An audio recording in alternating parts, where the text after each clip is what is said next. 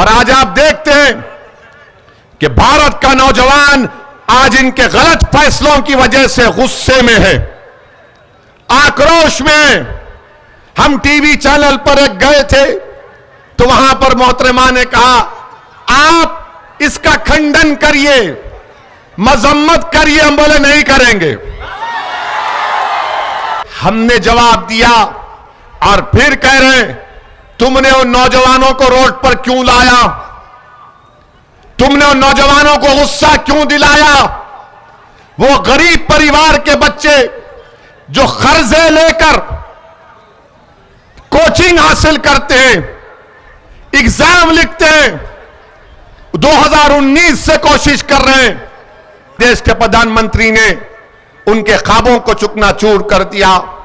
मैं उन तमाम एहतजाज करने वाले नौजवानों के साथ खड़ा हूं जो मोदी की पॉलिसी के खिलाफ खड़े हो चुके हैं।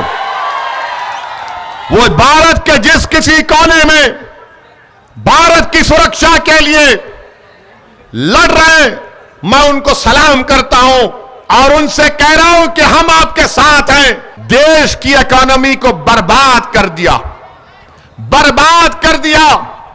आज बेरोजगारी भारत में सबसे बड़ा मुद्दा है। सरकार कहती है 8% बेरोजगार है।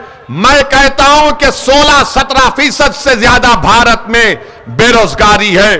आपको जानकर गम होगा, अगर 5 पढ़े लिखे ग्रेजुएट हैं तो सिर्फ 1 को नौकरी मिलती है, सिर्फ 1 को नौकरी मिलती है। भारत में 1 करोड़ 20 लाख लोग आज नौकरी तलाश करना छोड़ चुके हैं। क्यों? क्योंकि उनको नौकरी नहीं मिलती।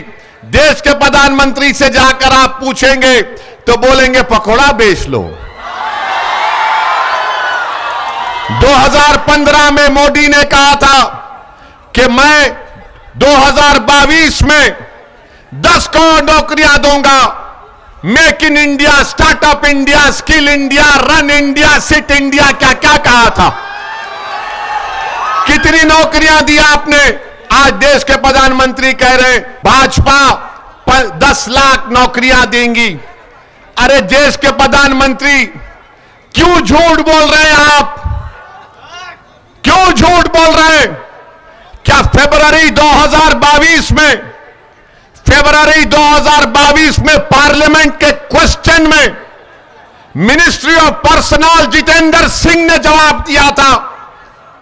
कितनी नौकरियां आपने दी?